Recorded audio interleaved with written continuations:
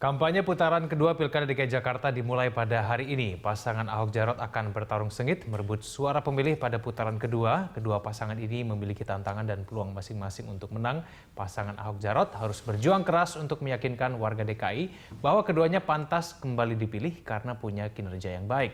Sementara dari pasangan Anies Sandi harus bisa meyakinkan publik bahwa program kerja mereka lebih unggul dari Ahok Jarot. Apa yang harus dilakukan tim sukses masing-masing agar bisa menjadi pemenang pada putaran kedua. Nah, untuk membahas hal ini telah hadir di studio kami pengamat politik J. Kristiadi. Pak Kris, selamat malam. Selamat malam, Mas. Selamat malam. Apa kabar, Pak Kris? Masih hidup, saya baik. Saya masih hidup.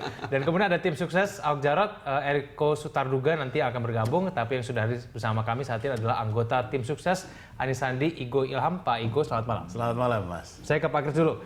Pak Kris, apakah suasana kampanye putaran kedua ini kurang lebih akan mirip pada putaran pertama, suasananya? Tapi menurut saya ada penurunan tensi ya.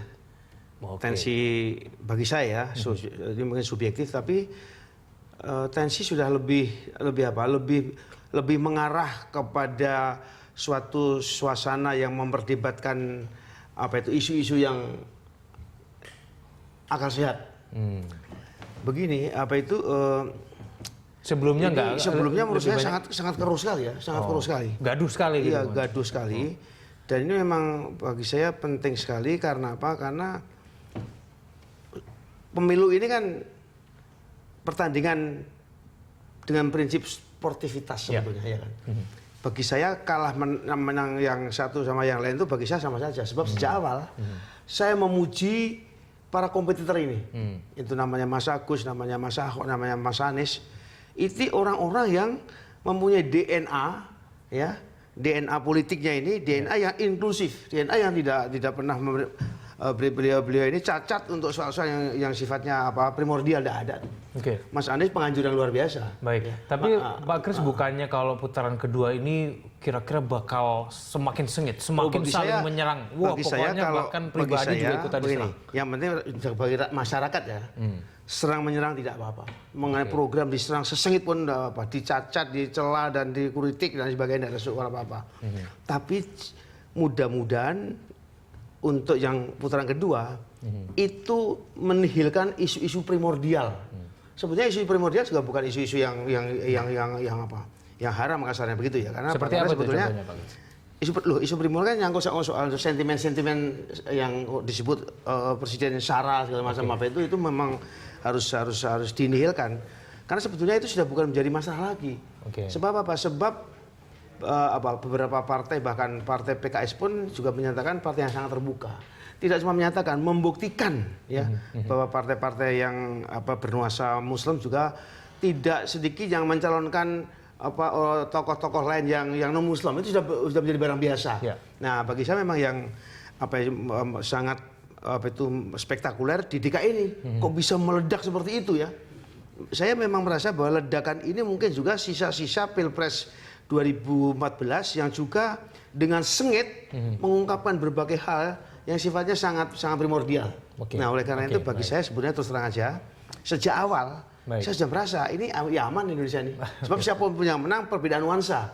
Nah, tetapi tidak tahu bagaimana tiba-tiba ada gelombang primordialisme yang diangkat yang menurut saya kemudian sudah menenggelamkan apa yang terutama menjadi cita-cita Mas Anies bagaimana dia mau merajut bangunan keindonesiaan. Sebab menurut saya yang sekarang ini tugasnya sangat berat justru Mas Anies ya. Bukan soal menang kalahnya, tapi bagaimana beliau sebagai tokoh yang sangat dikenal selalu menunjukkan keprihatinan dan kesungguhannya dan perilaku pribadinya yang selalu memuliakan kebersamaan, inklusiveness dan sebagainya. Kata-katanya yang sangat terkenal itu merajut tenun kebangsaan begitu kurang lebih ya. Itu memupuk itu. Nah itu, saya ke Pak Igo. Pak Igo, apakah dari tim sukses pasangan Anies Sandi ini melihat tantangan pada putaran kedua ini nanti kampanye itu apa? Ya, yang pertama saya ingin mengatakan sebenarnya mappingnya sudah jelas. Kalau kita membaca hasil dari putaran pertama bahwa 43% rakyat Jakarta ingin mempertahankan petahana untuk tetap menjadi gubernur. Sisanya 57% ingin ada pergantian gubernur yang terdistribusi pada dua calon, paslon 1 dan paslon 3. dari ini semua saya membaca bahwa kecenderungan publik Oke. itu untuk melakukan pergantian kepemimpinan DKI itu sangat kuat. Jadi dengan data putaran pertama, kami membaca bahwa probabilitas paslon Pak Anies Pak Sandi untuk menjadi pemenang dalam putaran kedua itu sangat tinggi. Berarti strateginya nanti akan mencoba meyakinkan pendukung Agus Silvi ini berarti. Ya, Ini artinya prioritasnya begitu ya? Persis, tentu ada kami membacanya ada 3 kelompok. Satu kelompok elitnya, itu para pengambil keputusan di level partai politik, yang kedua di level middle manajemennya, itu para pelaksana ujung tombak lapangan, dan ketiga adalah kelompok grassroots-nya. Nah, 3 segmen ini pasti juga akan kami sentuh semuanya untuk membangun komunikasi, dan mudah-mudahan ketiga segmen ini secara efektif bisa membackup paslon kami untuk putaran kedua ini. Oke. Tapi perdebatan ini Mas mencerdaskan ini. Artinya apa? Debat bahwa Mas Anies dapat 39 tambah Mas Agus. Apa kesimpulannya? Kesimpulannya rakyat Jakarta memerlukan gubernur baru. Ya. Tapi di pihak Mas Ahok juga mengatakan Mas Ahok 42 tambah Mas Agus. Artinya apa? Artinya bahwa rakyat Jakarta tidak menghendaki Pak Anies jadi gubernur, bisa begitu. Oh, bisa dibalik-balik gitu ya? Iya, Kalau analisis memang tergantung perspektif. Makanya ini perdebatan yang sangat baik. Karena itu kan Itu tadi saya sangat katakan bagus. saya membacanya, berarti Betul. perspektif saya bahwa Betul.